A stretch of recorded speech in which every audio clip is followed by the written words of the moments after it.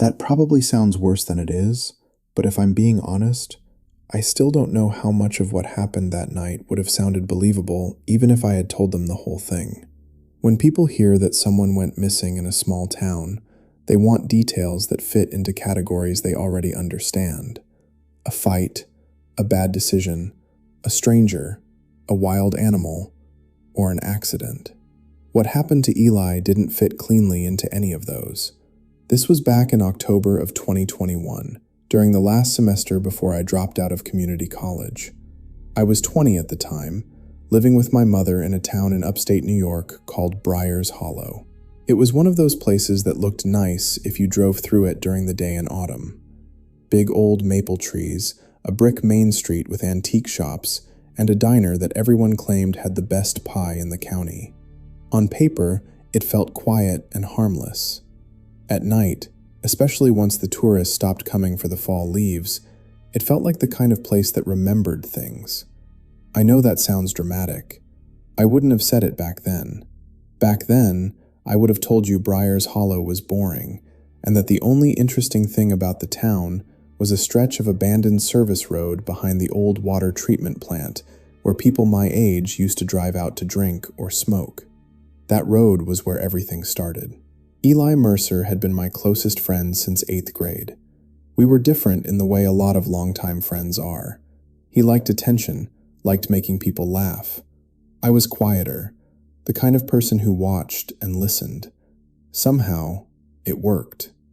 He always had some stupid plan, and I was usually the one who got dragged into it. The thing about Eli was that he had this confidence that made dumb ideas sound temporary instead of dangerous. A week before he disappeared, he found an old handheld camcorder at a garage sale for $10. It was one of those chunky silver ones with mini DV tapes. He got obsessed with it immediately. "This is perfect," he told me. "Nobody trusts footage from phones anymore. Too clean, too easy to fake, but this looks real." We were sitting in his basement, and he had the camcorder plugged into a tiny TV, rewinding clips he'd already shot around town. Grainy shots of empty parking lots, the creek behind the elementary school, the cracked sign for the old Black Ridge Cannery. He wanted to start a local exploration channel online. He kept saying he wanted real atmosphere, places that felt off, places people avoided for no clear reason. I told him nobody would care about abandoned buildings in a town nobody had heard of. "That's exactly why they'll care," he said. "Because if something weird happens in a place like this, it feels like it could actually be real." I remember that line now because it turned out to be truer than he intended. The first weird thing wasn't even at the cannery. It was on the service road. There was a rumor that the road had been closed after a town worker got hit by a truck in the 90s. Another version said a kid drowned in the drainage basin nearby. Small towns are full of those stories, where the facts erode and all that remains is a shared feeling that some place should be left alone. Naturally, Eli wanted to film there. We went on a Thursday around 9:30 at night. It was colder than I'd expected. Eli drove his faded blue Civic. The heater barely worked, so the windows fogged up from our breath and had to be wiped with our sleeves every few minutes. We parked and climbed around the gate. The service road stretched ahead between thick woods, cracked down the middle with weeds growing through it. The trees on both sides leaned inward just enough to make the whole place feel like a tunnel. Eli flipped open the camcorder screen and pointed it down the road. "Tell me that doesn't already look creepy." The tiny LCD showed the scene in a washed-out bluish grain. He was right. It did.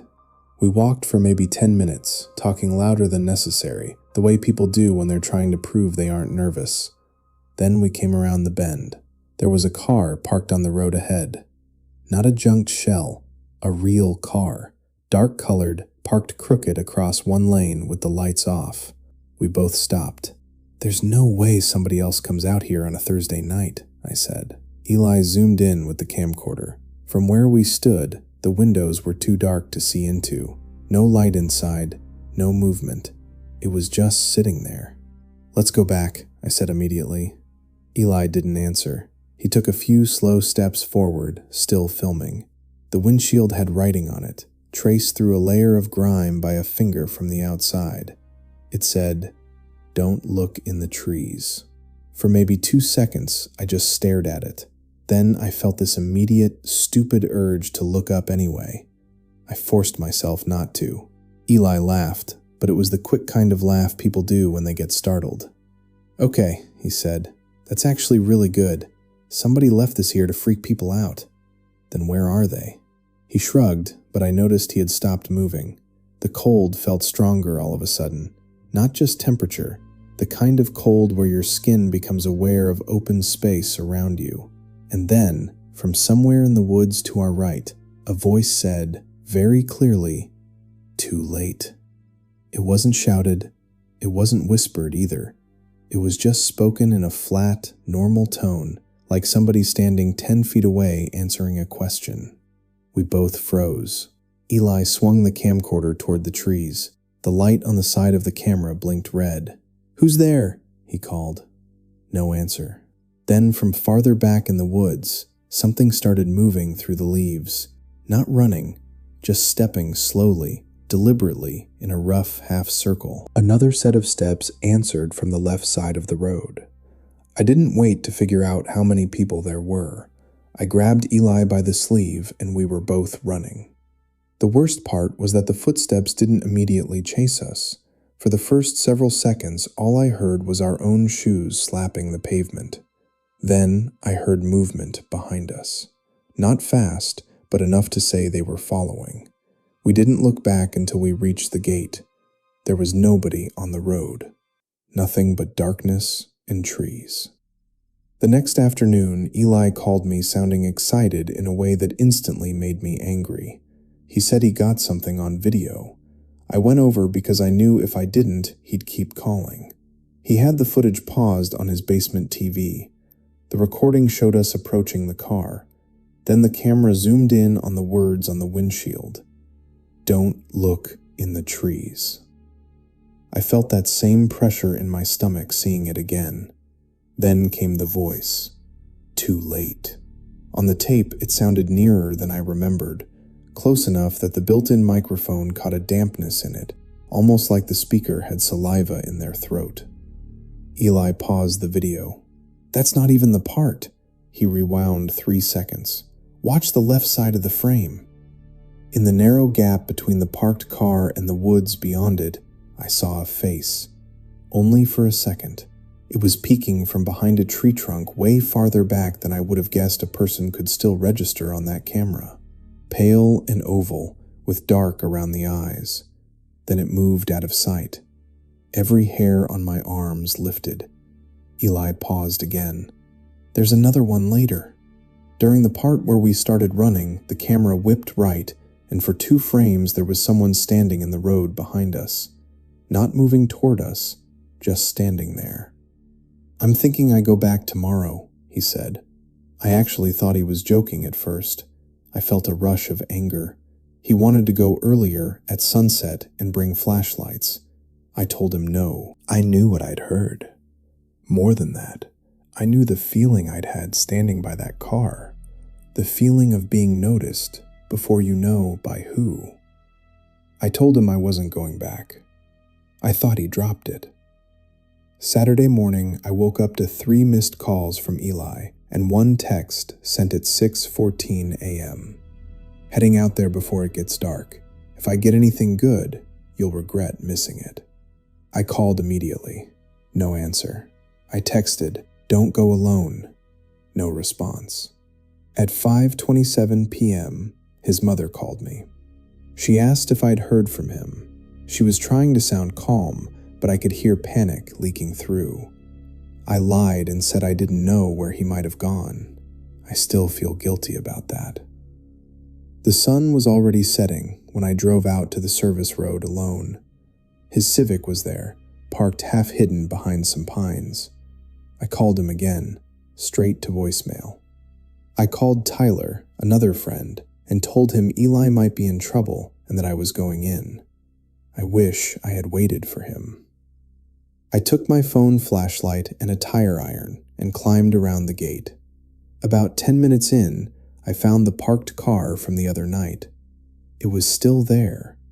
This time, its driver's side door was open. I stopped abruptly. My light shook over the interior. Torn seats, fast food wrappers, no keys. The windshield still had the words traced in grime, though smeared now, like someone had dragged a hand through them. "Don't look in the trees." I kept my eyes low. "Eli?" I called. No answer. Then I heard it. Not a voice, a whistle. Eli had this habit of whistling the first few notes of an old rock song. I heard those same 4 notes drift from somewhere farther down the road. Relief hit me so hard it almost made my knees weak. I started jogging toward the sound. Another whistle, same 4 notes, a little farther ahead. I rounded a bend and saw the camcorder lying in the road. It was on its side, its wrist strap fluttering in the breeze. I picked it up. Then my flashlight caught something dark on the strap. Blood. I called his name again. Nothing. The whistle came a 4th time. This time, it was from the woods to my left. I turned so fast the beam jumped. The trees stood there, still. Then I realized something that made my scalp prickle. The whistle was perfect. Too perfect. Eli always trailed off on the last note. What I'd been hearing was cleaner than that, like someone imitating him after hearing it a few times. I did the stupid thing. I pressed play on the camcorder. The footage showed Eli earlier that day. He walked past the parked car and zoomed in on fresh footprints in the mud. Bare feet, but with toes splayed wider than seemed natural. Then the video jumped to late afternoon. He was breathing hard. "I can hear them moving," he said on the tape. A branch snapped. Eli swore. Then a voice on the recording, not Eli's, said from close by, "You came back without the other one." I nearly dropped the camcorder. And then, from somewhere behind me in the real world, the same voice from the recording said, "You did too." I spun around. A person was standing near the abandoned car. I say person, but the figure was tall and narrow, wearing something dark. The face was pale enough to catch the light, but not pale like skin, more like something that had never seen the sun. It stepped sideways behind the open car door and was gone. I turned and sprinted. I heard movement in the woods on both sides pacing me, not crashing, just enough to let me know I wasn't faster than them. The whistling started again, those same 4 notes. From the right, then from ahead, then behind. As I rounded the last curve, I saw headlights. It was Tyler's pickup. I burst through the gate, waving my arms. We got inside, and he locked the doors. "Drive," I said. He hesitated only long enough to look past me toward the road. Then his expression changed. He threw the truck into reverse so hard the tires spit gravel. 3 figures were standing beyond the gate. They weren't rushing us. They were just standing and watching. One was shorter than the others. All 3 had those same pale, blank faces. The police response was quick, but they found nothing. No Eli. The older sedan turned out to be stolen. They found markers in the woods, bent spoons, bottle caps, and bits of string tied in knots at eye level, but no trace of my friend. Winter came early. Around mid-November, Tyler called me. He had driven past the road and seen footprints in the fresh snow. Bare footprints, standing on the shoulder, facing the road. At least 4 distinct sets. Then Eli's mother got a phone call. The caller didn't say anything. She just heard whistling. Those same 4 notes. In January, I found something hanging from my mailbox. A bent spoon, tied with a die-vide-in. Attached to it was a mini DV tape. I took the silver camcorder, the one I had kept as a memorial, and played it. The footage showed a small room with rotting wooden walls. Someone had written on the boards over and over in black marker, "We hear you, better when you whistle." Then Eli's face filled the frame. He was thinner, bruised, but alive. He whispered, "Mason, don't." A hand entered the frame, long fingers, very pale. It covered Eli's mouth and pulled him back into the dark. The recording ended. I called the police, but they couldn't find the room. No building matching that room was ever found in the hundreds of miles of forest. I left Briars Hollow in 2024, but every October, something happens. A bent spoon on my fire escape, a voicemail with that same whistling. Last year, a blank tape showing only dark woods. I recently found an old county survey from the 1940s. It mentioned a structure near that road, not as a utility building, but as a listening post. They listen. They learn how we speak. They learn our songs.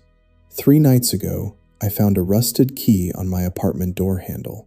There was a number stamped into the metal. I don't know what it opens, and I don't know if I'm supposed to find out. While writing this, I made one mistake. I mentioned the whistling out loud.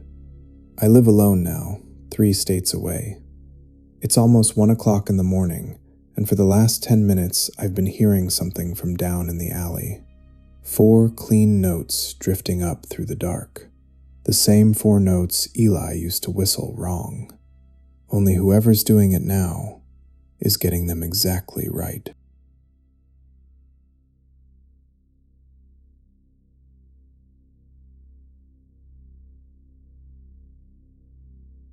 I didn't think much about the account the first time I saw it. That's the part I keep coming back to now, because if I had trusted my gut earlier, maybe I would have closed the page, blocked the user, and moved on with my life. Maybe I wouldn't still be checking my apartment door every night before I go to sleep. Maybe I wouldn't freeze every time I hear my phone buzz after midnight. Back in 2022, I was 24 and working night shifts as a content moderator for a third-party company outside Columbus, Ohio. It wasn't glamorous. I sat in a gray office under fluorescent lights and reviewed flagged posts for social platforms that didn't want their own employees dealing with the worst parts of the internet. My job was to look at things other people reported and decide whether they violated policy. Violent threats, harassment, stalking, self-harm, or animal abuse. The work changed the way my brain functioned. You stop seeing the internet as a place where people joke around and start seeing it as a giant motel with every door cracked open just enough for you to catch glimpses of strangers doing things they think nobody will ever trace back to them. That was how the account called North Starving first appeared to me. The post that got flagged was in a discussion forum about hypothetical ethics. It read, "If a person disappeared and nobody missed them for 6 months, at what point would hurting them stop being immoral and become the same as using an abandoned building?" No direct threat, no targeted person. I sent it up for manual review because the phrasing felt too personal. A week later, I saw the same account again under a public thread about irrational fears. Someone mentioned being buried alive, and North Starving replied, "Being trapped is worse when someone visits often enough to keep you alive." That one got reported quickly. I recognized the pattern. I clicked through the internal tools and checked the account history. The same person had been using variations of that handle for at least 10 months. They asked things like, how long would somebody stay obedient if they had no access to clocks or windows? What household cleaning products leave the longest lasting smell? Or, does hearing a human voice regularly make isolation easier or harder? Every now and then, they'd throw in normal-looking comments about weather, coffee, or thrift stores. That made it worse. It suggested a real person instead of a troll. I was never supposed to get involved. Don't investigate. Don't engage. That was the training. But when you stare at human behavior for 10 hours a night, patterns start tugging at you. I mentioned it to my friend Leah during lunch. She read the posts and her face changed.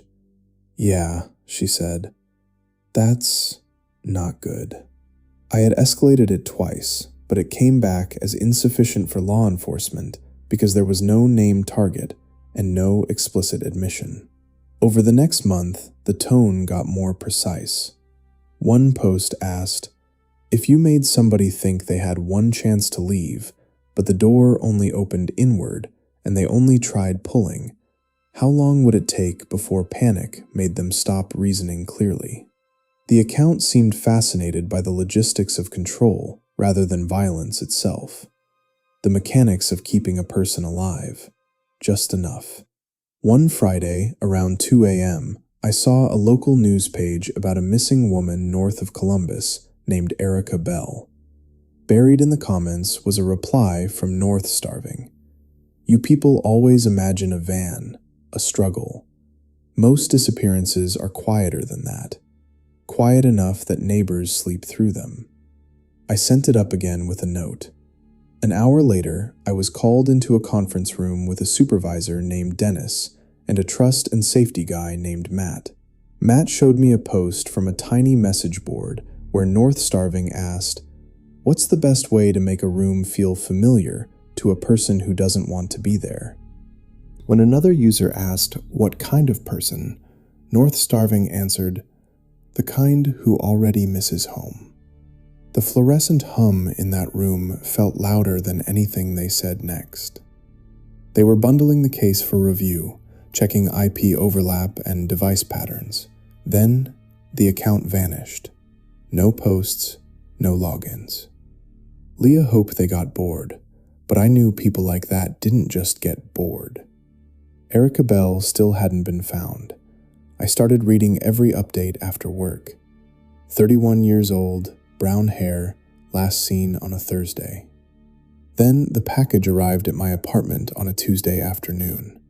A brown padded mailer with my name and address handwritten in black marker. I cut it open. Inside was a blank index card and a cheap battery-powered tea light candle. On the back of the card were 7 words. "Rooms change when you teach them your shape." I stopped breathing for a second. I realized Hove hadn't just found me online.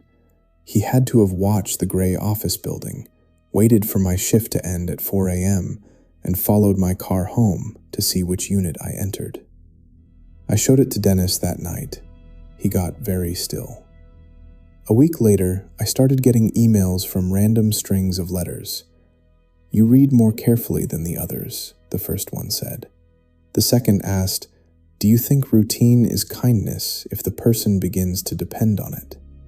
I reported them all, but VPNs made them impossible to trace. I started parking under lights, checking my back seat, buying blackout curtains.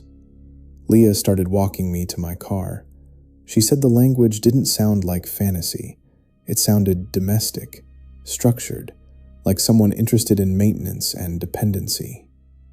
Then winter hit, and I came home one morning to find my apartment door unlocked. I was obsessive by then. I always checked the knob.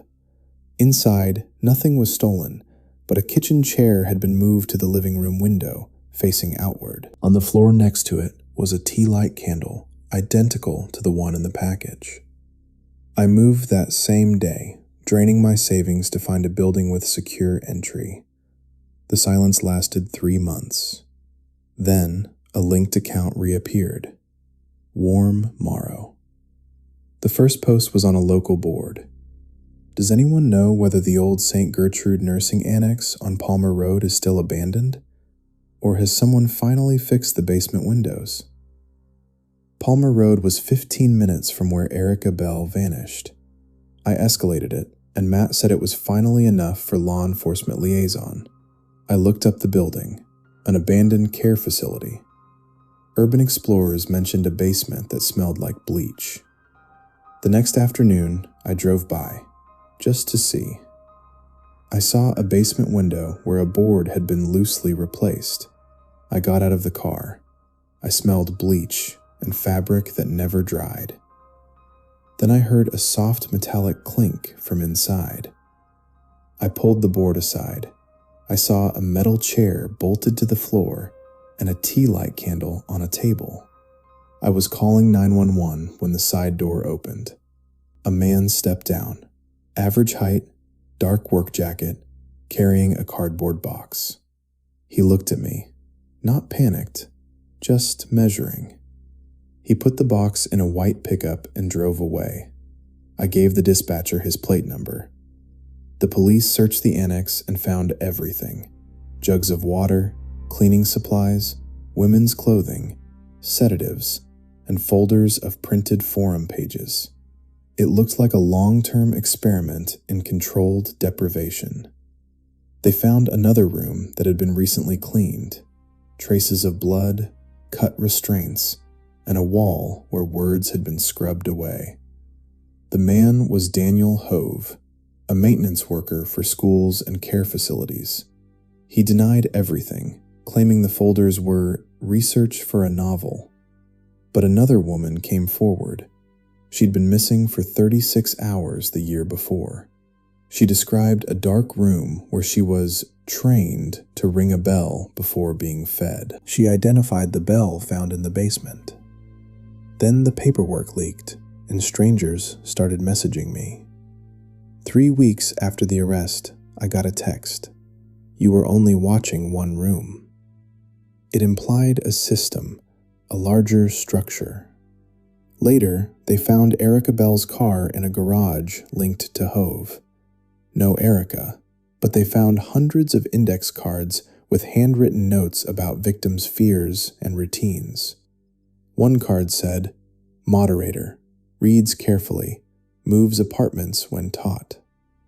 I quit my job. I couldn't look into screens anymore after learning a stranger had been studying me back.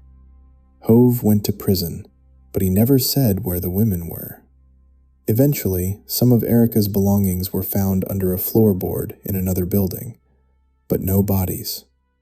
A year after the trial, a letter was stuffed into my mail slot. Inside was a single index card. Some rooms can be carried. It was the same black marker, the same confidence. I moved to a different state, different name. I learned that predation often looks like curiosity. What do you fear? What routine do you keep? 3 nights before Hove was sentenced, I got a call at 1:12 a.m. A woman's voice whispered, "Did he ever ask about candles?"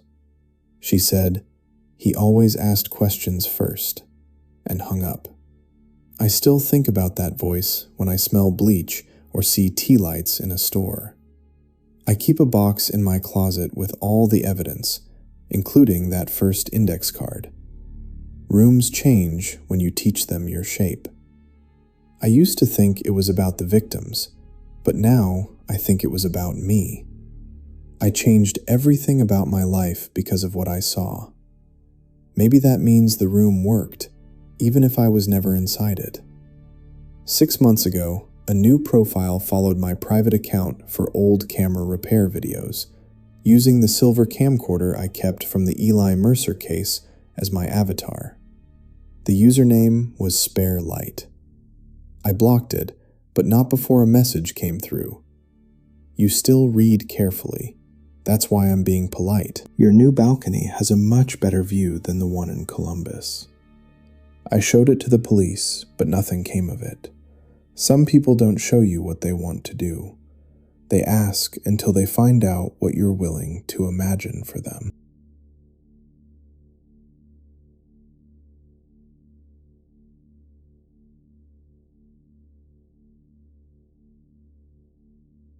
There are memories that arrive quietly, the kind that don't announce themselves as important until long after they happen. You replay them later and realize nothing about the moment looked unusual. The sky looked normal, the street looked normal. People were moving through their day the way they always did. But something small was already wrong. You just didn't know it yet. For me, that moment happened on a gray afternoon in early October.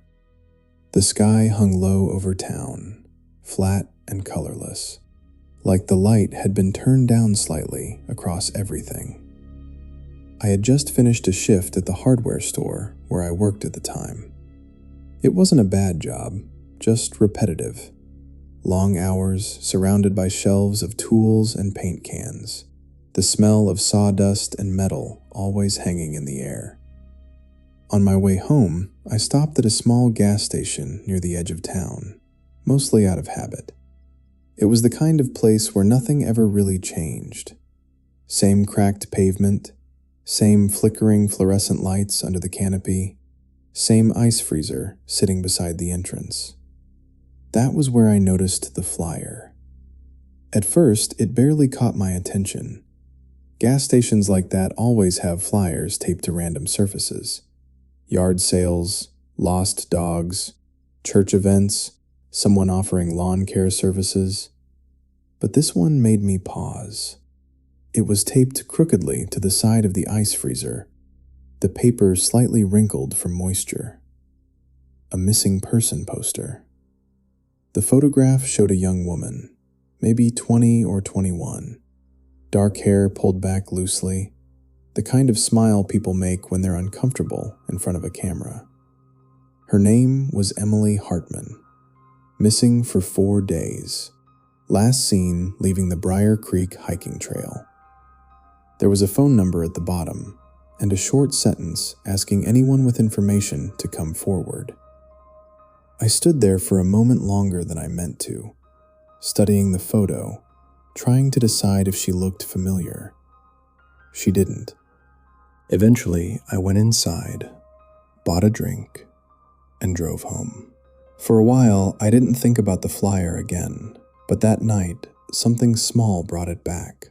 It was close to midnight, and I was sitting at my computer the way I often did after work, scrolling through random things online without really paying attention to any of them. A local community forum appeared in my suggestions. Normally, I ignored those kinds of sites, but something about the title of the newest thread caught my eye. It read, "Anyone notice something strange near Briar Creek lately?" I clicked it without thinking. The first post was short. Someone mentioned seeing a car parked near the old maintenance gate along the trail late at night, several nights in a row. Other people responded underneath. Some assumed it was a hunter. Others suggested it was teenagers drinking. Someone mentioned headlights they'd seen through the trees after midnight, and eventually, someone brought up the missing girl, Emily Hartman. The thread slowed after that. People stopped joking. The conversation drifted off. I closed the page, but the thought stayed with me longer than I expected. Briar Creek wasn't some remote forest. It was a trail system people used every day. Families walked there. Joggers passed through in the mornings. Kids rode bikes along the paths. The idea that someone could vanish there felt wrong. The next evening, curiosity got the better of me. I drove out to the trailhead. Not because I thought I would find anything, and not because I believed the rumors. Sometimes you just want to look at a place again, to convince yourself it's still ordinary. When I arrived, the parking lot was empty. Leaves covered most of the asphalt, and the trees stood quiet under a cold autumn sky. The trailhead sign looked exactly the way it always had. Same faded wooden map, same worn path leading into the woods. Nothing had changed. For a few minutes, I simply stood there, listening. The creek moved somewhere beyond the trees, slow and steady. Otherwise, the forest was still. Eventually, I started walking down the trail. The path curved gently between tall trees, their branches thinning as autumn settled in. The air smelled damp, the way forests do when the ground is covered in fallen leaves. I walked for several minutes without thinking much about anything. Then something caught my attention. A small orange survey flag tied to a branch near the trail. It fluttered slightly in the breeze. Survey flags aren't unusual, but they're usually used during construction projects. And there wasn't any construction happening in the park that I knew of. I kept walking. A short distance later, there was another flag. Then another. They weren't marking the trail itself. They were tied deeper into the woods, forming a line that drifted away from the path. I slowed down. The flags continued into the trees, spaced about 20 feet apart, almost like someone had marked a route that wasn't meant for hikers. I stood there for a long moment. Part of me told myself it was nothing. Another part of me couldn't ignore the strange feeling building in my chest. Eventually, curiosity won. I stepped off the trail and followed the flags. The forest felt different immediately. The ground was softer, covered in thick leaves that muffled my steps. The trees grew closer together, blocking more of the fading daylight.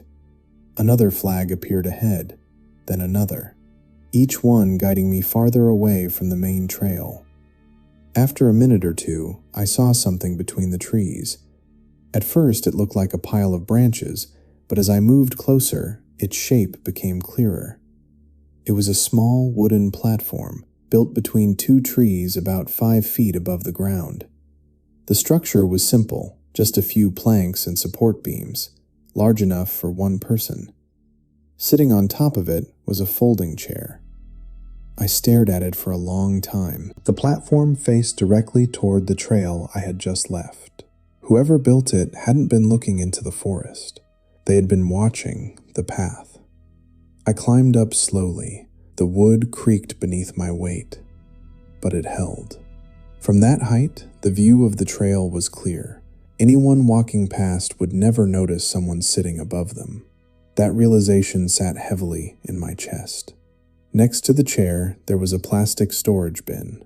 The lid was closed. For several seconds, I simply looked at it. Then I opened it.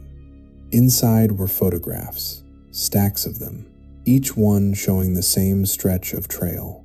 People walking, jogging, passing through the woods without realizing they were being watched. Families with children, couples holding hands, cyclists. Every photo taken from the same angle, from the exact place where I was standing. Someone had been sitting there, quietly observing strangers and recording them. I flipped through the pictures slowly. Near the bottom of the stack, I saw one that made my stomach tighten. Emily Hartman. She was walking along the trail, wearing a backpack, holding a water bottle. The same girl from the flyer, the same smile, frozen in the photograph. For a moment, the forest felt heavier, quieter. I suddenly became aware of how alone I was. I closed the bin, climbed down from the platform, and stepped back onto the forest floor. That was when something shifted. Not loudly, just a small change in the stillness. Somewhere behind me, deeper in the trees, a branch moved. I turned slowly. The woods looked empty, but the silence no longer felt calm. It felt attentive. I stayed there for several seconds, scanning the trees, waiting. Nothing moved. Eventually, I stepped back toward the direction of the trail. Another step. Another. The forest remained still. When I reached the path again, the tension in my chest eased slightly. I walked quickly toward the parking lot, not stopping until the trees began thinning. The entire drive home, my thoughts circled the same image. The platform. The photographs. Emily. The next morning, I reported everything to the police. 2 officers met me at the trailhead and asked me to guide them to the spot. We followed the same route I had taken the night before. The same flags, the same trees, but when we reached the clearing where the platform had stood, there was nothing there. No wood, no chair, no plastic bin. Even the flags had disappeared. The forest looked untouched. The officers searched the area for nearly an hour. They found nothing. Eventually, they suggested it might have been an old hunting stand, or that I had mistaken something in the dark. But I knew what I had seen. The photographs had been real, especially the one of Emily. Weeks passed. The search for her continued, but no major clues appeared. Volunteers walked the trails. New flyers went up across town. News reports slowly faded. Life returned to its normal rhythm, but the memory of that platform stayed with me. Months later, I returned to Briar Creek. I told myself it was just to walk the trail again, to remind myself the place was ordinary. The trees were bare by then, winter settling quietly across the forest. The path looked exactly as it always had.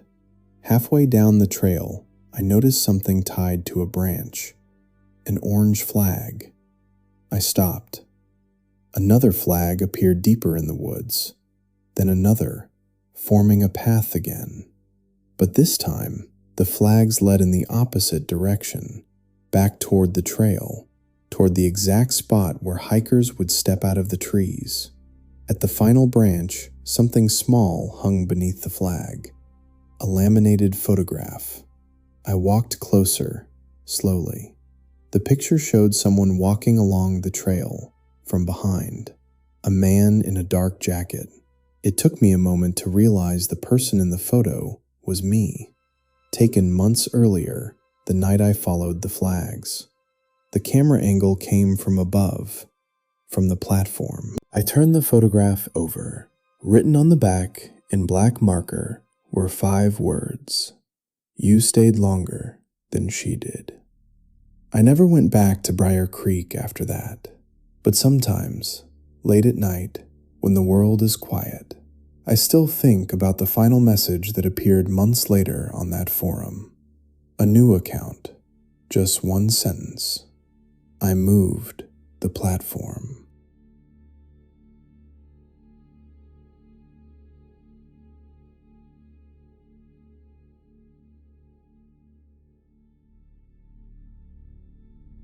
I moved to Chicago in early February, during the kind of winter that makes the city feel quieter than it really is.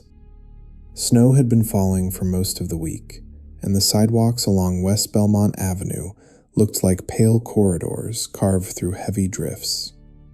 The building I rented from was called Belmont Terrace. It sat between a grocery store and a narrow brick laundromat that had probably been there for decades. From the outside, it looked unremarkable. 6 floors, rows of identical windows, the sort of place where tenants came and went without learning each other's names. That anonymity was one of the reasons I chose it. I had taken a research position at a small archive department connected to the University of Illinois, Chicago, and most of my work involved long hours reading documents that nobody else had opened in years. After spending days surrounded by old records and microfilm, the last thing I wanted was a noisy building or neighbors who liked to socialize in hallways. Belmont Terrace seemed perfect for that. My apartment was Unit 614 at the far end of the 6th-floor corridor. Directly across from me was Unit 615. During the first 10 days I lived there, I never saw anyone enter or leave that apartment. At first, I assumed the tenants simply worked unusual hours. Chicago is a city where schedules overlap in strange ways. Some people leave before sunrise, others return long after midnight. A quiet neighbor is usually considered a blessing. But something about the door to 615 began to catch my attention. It was always closed, perfectly closed. Not the casual kind of closed where the latch sits slightly loose in the frame. This door always looked sealed, as if the person inside made sure the handle aligned exactly with the metal strike plate. The hallway lights reflected off the varnish in a narrow vertical line that never changed position. It looked like a door nobody touched. I didn't think about it much until the night of February 17th. That evening, I had stayed late at the archive, reviewing a series of old land survey maps from the early 1900s. By the time I returned to Belmont Terrace, the snow had started again, and the streets were mostly empty. When I stepped out of the elevator on the 6th floor, I noticed something unusual. The hallway smelled faintly like cleaning chemicals, stronger than usual. Belmont Terrace had maintenance staff who came through occasionally, but the scent that night felt fresh, recent. As I walked toward my apartment, I saw that the door to 615 was slightly open, just a narrow gap. Inside was darkness. I slowed without meaning to. It's strange how quickly the mind tries to fill empty spaces with explanations. Someone airing out their apartment. Someone stepping into the hall for a moment. Someone about to return any second. Still, the door remained open the entire time I unlocked my own. When I stepped inside Unit 614 and turned to close the door behind me, the gap across the hall was still there. A thin slice of darkness. Nothing moved. Eventually, I locked my door and went to bed. The next morning, the door to 615 was closed again. Perfectly closed. For several days after that, the hallway returned to its usual quiet routine. I left for work around 8 in the morning and came back around 6 in the evening. The corridor always looked the same. Identical doors, neutral carpet, overhead lights humming softly in their plastic covers. No sign of my neighbor. Then another small thing happened. One night, while unlocking my door, I noticed the hallway carpet near 615 looked disturbed. Not dirty exactly, but flattened in a way the rest of the hallway wasn't. The fibers formed a faint path that stopped directly in front of my door. I stood there longer than I meant to. Then I stepped inside and locked it. The following morning, I checked again before leaving. The carpet looked normal. It's possible I imagined it. At least that's what I told myself. 2 weeks passed without anything unusual. Then, one night in early March, I woke up. There wasn't a specific reason. No alarm, no noise, no light. Just the sudden awareness that I was awake. I checked the clock on my phone. 3:18 a.m. For a moment, I lay still in the dark, waiting for my body to settle back into sleep. Instead, I became aware of something else. The feeling that someone was standing outside my apartment door. It's difficult to explain that kind of sensation.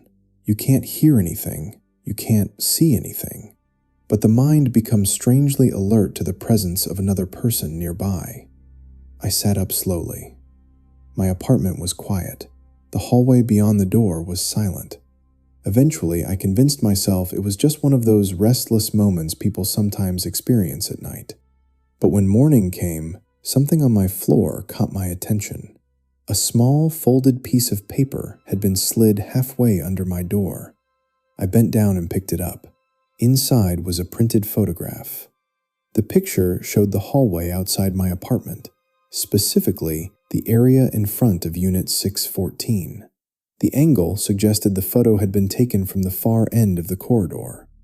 My door was visible in the center of the frame. The timestamp in the corner read 3:16 a.m., 2 minutes before I woke up. There was no note attached, no message, just the photograph. I stood there for a long time staring at it. Then I walked across the hall and knocked on 615. No answer. I knocked again. Nothing. Eventually, I returned to my apartment and called the leasing office. The property manager, a woman named Denise Carter, answered the phone. When I explained what had happened, she sounded confused. She told me Unit 615 was currently unoccupied. The previous tenant had moved out in January. The apartment had not been released yet. I remember the silence that followed those words. My eyes moved slowly toward the door across the hall. Closed. Perfectly closed. Denise suggested someone in the building might have played a prank. She promised to check security cameras in the lobby. I thanked her and hung up. But the photograph stayed in my hand. The angle of the shot bothered me, because it meant the person who took it had been standing at the far end of the hallway, facing my door, watching. That night, I installed a small camera inside my peephole. It was a simple device I ordered online, something that recorded movement in the hallway. I told myself it was just for peace of mind. For several nights, nothing happened. The hallway remained empty. The door to 615 stayed closed.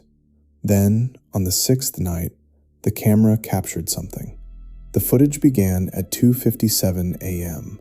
The hallway lights remained steady. Everything looked normal. Then the door to 615 opened, slowly. The apartment beyond it was completely dark. A man stepped out.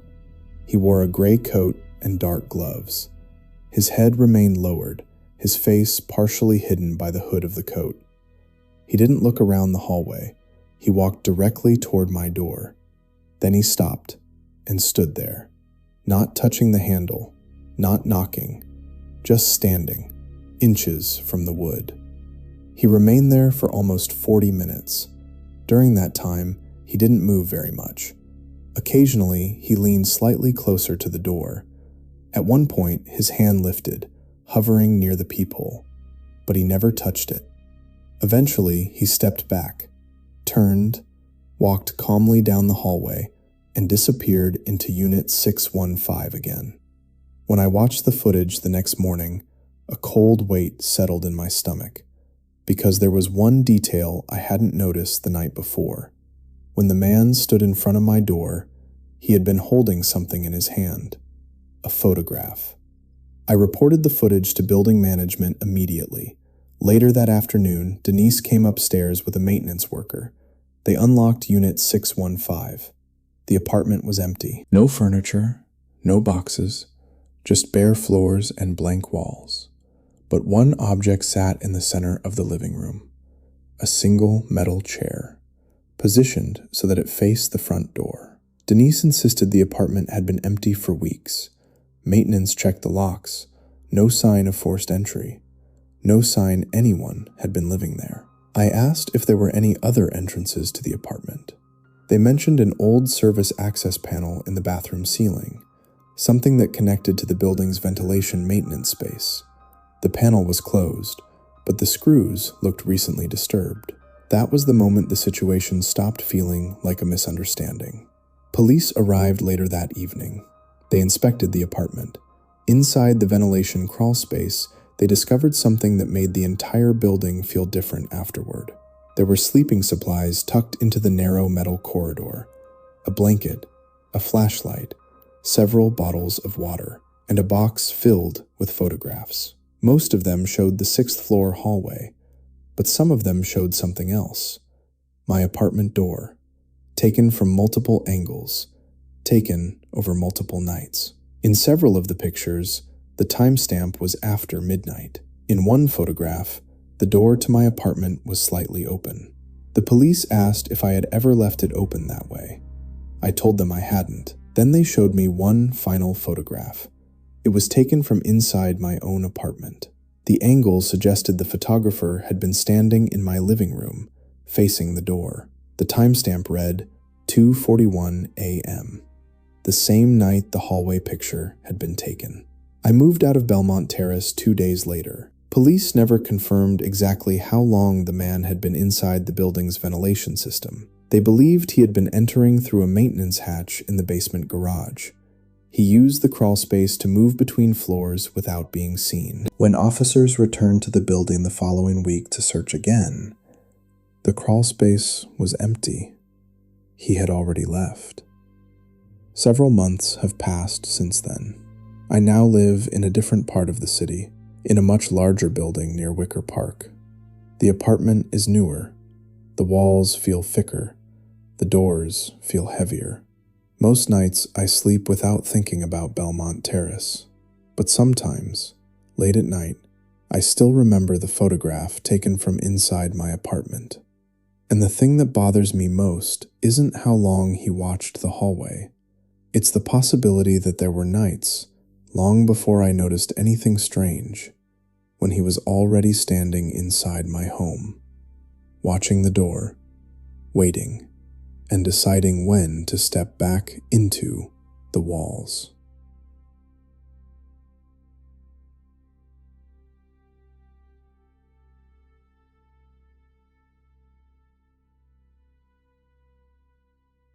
Most people think the unsettling moments in life arrive loudly.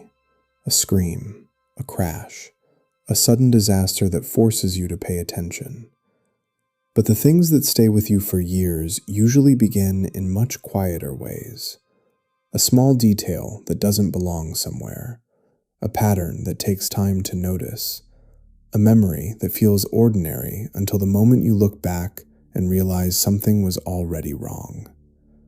The strange part is that when it begins, nothing inside you is alarmed. You're calm, you're curious, and sometimes curiosity is the only thing that allows a situation to grow into something much darker. For me, the beginning was a photograph. I found it on a Saturday morning in late September while walking along Market Street in San Francisco. At the time, I was working as a freelance editor, which meant most of my day was spent alone in my apartment near Dolores Park, reviewing manuscripts and sending comments to authors I rarely met in person. It was quiet work, slow work, the kind of job where days could pass without much happening. That Saturday, I decided to take a walk toward the downtown area just to clear my head. The weather was unusually warm for the city. Fog had pulled back toward the bay, leaving the streets bright and crowded with people heading to coffee shops or weekend markets. Near the corner of Market and 7th, I noticed a small table set up beside a row of newspaper dispensers. It wasn't a vendor exactly, just a folding table with a cardboard sign leaning against it. The sign read, "Free photographs, take one." A stack of Polaroid photos sat neatly arranged across the surface. No one was standing behind the table. At first, I assumed it was some kind of art project. San Francisco has always been full of those small public installations that appear without explanation and disappear just as quickly. People walking past the table glanced at it, but didn't stop. Eventually, curiosity pulled me closer. The photographs looked ordinary. Random city scenes, sidewalks, bus stops, storefront windows, stairwells, intersections. They all had the same slightly faded Polaroid texture, but something about them made me pause. Every picture was taken from a distance, almost like the photographer had been standing across the street or behind a corner, watching without being seen. I picked one up. It showed the entrance to a small bookstore on Mission Street. A man was visible in the frame, stepping through the door with a bag in his hand. Nothing strange about it, except that the man looked slightly blurred, like the picture had been taken in a hurry. I turned the photo over. Written in thin black marker were 4 words. "He doesn't know yet." I frowned. It felt like part of a joke I didn't understand. Still, I slipped the photo into my pocket. Then I walked away. For the rest of the day, I didn't think about it. That evening, I returned to my apartment around 9. The building I lived in was a narrow Victorian structure on Guerrero Street, divided into small rental units. Mine was on the 2nd floor, facing the street. From the living room window, I could see the tops of the park's palm trees and the occasional glow of headlights passing below. After making dinner, I remembered the photograph and pulled it out again.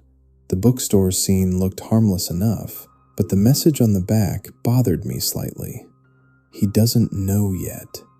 I told myself it was probably just someone experimenting with abstract storytelling. Still, before going to bed, I typed the bookstore's name into Google. It was real, only a few blocks from where I had picked up the photograph. For a moment, I considered walking past it the next day, just to see if the scene matched. Then I realized that thought alone was slightly strange. Why should I care about a random Polaroid? I placed the picture on my desk and forgot about it. 2 days later, something changed. I was leaving my building around 8 in the morning when I noticed something tucked into the corner of my mailbox. Another photograph. The image showed the front of my apartment building, specifically the doorway. Someone was entering the frame. Someone wearing a dark jacket and carrying a canvas bag. It took me a moment to realize the person was me. The timestamp printed faintly in the corner read September 27th, 7:42 a.m., the exact time I had left for work the previous morning. My stomach tightened. I turned the photo over. Written on the back were 6 words. You chose the wrong one. For several seconds, I simply stared at the sentence. Then I stepped outside and looked up and down the street. Morning traffic moved past as usual. Dog walkers crossed the park entrance. A delivery truck idled near the corner. Nothing looked unusual. Still, the photograph in my hand felt heavier than it should have. I went back upstairs and locked my door. The next few hours were difficult to focus through. My mind kept returning to the small table on Market Street, the stack of photographs, the strange message. Eventually, I decided the only reasonable explanation was that someone had been photographing random pedestrians for some kind of public art project, and that I had unknowingly become part of it. But that explanation didn't fully settle the unease, because whoever left the photograph in my mailbox had known exactly where I lived. That evening, I walked back to Market and 7th. The folding table was gone. The sidewalk looked completely ordinary. No sign, no photographs, no explanation. I stood there for a while, feeling slightly foolish, then returned home. For several days, nothing else happened. Then, on Thursday morning, another photograph appeared. This time, it was slid under my apartment door. The image showed the interior hallway of my building. The angle suggested it had been taken from the stairwell. My door was visible in the center of the frame. The timestamp read 1:12 a.m. On the back were 3 words. You stayed inside. That was the moment I realized something had shifted. Someone had been inside the building, at night, watching the hallway, watching my door. I contacted the building manager that afternoon. His name was Paul Simmons, and he had owned the property for nearly 20 years. When I explained what had been happening, he listened carefully, but didn't seem especially alarmed. According to him, the front door lock had recently been repaired, which meant several old keys might still open it. He suggested the possibility that someone had wandered inside the building by mistake, but I didn't believe that explanation, because of the photographs. Each one felt deliberate. Each one suggested observation, patience, planning. Over the next week, 2 more pictures appeared. One showed the park across the street at dusk. Another showed the window of my apartment, the lights glowing faintly from inside. Both had short messages written on the back. He's beginning to notice. And later, soon. I stopped sleeping well after that. Every night I checked the locks on my door and windows before going to bed. Every morning I looked carefully around the hallway before leaving. Nothing unusual ever appeared in person, just the photographs. Then, one night, something different happened. I woke up around 3 in the morning. The room was dark except for the dim light from the street outside. For a moment, I simply lay there, waiting for sleep to return. But then I noticed something. The door to my living room was slightly open. I always closed it before going to bed. Slowly, I sat up. The apartment remained silent. The hallway beyond the bedroom looked empty, but something about the air felt wrong. Carefully, I stepped into the living room. Nothing had been moved. Nothing looked disturbed, except for one thing. On the coffee table, there was a photograph I had never seen before. It showed the interior of my apartment, taken from near the window. The frame captured the couch, the bookshelf, the doorway to my bedroom. And inside that doorway, faintly visible in the darkness, was a figure standing in the room, watching me sleep. My chest tightened as I turned the photograph over.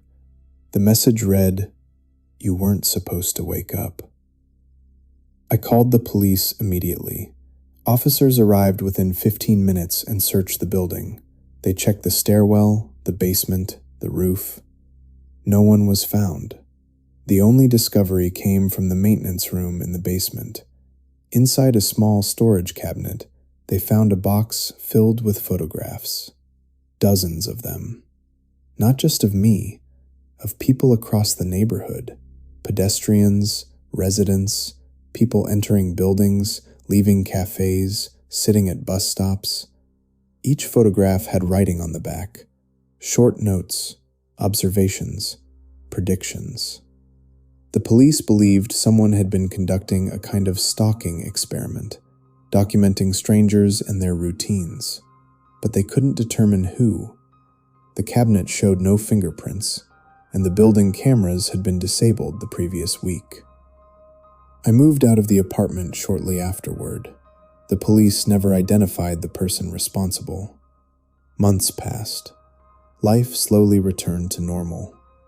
Then one afternoon, while walking through a small flea market in Oakland, I noticed something that made my chest tighten.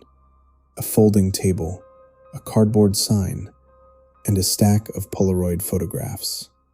The sign read, "Free photographs, take one."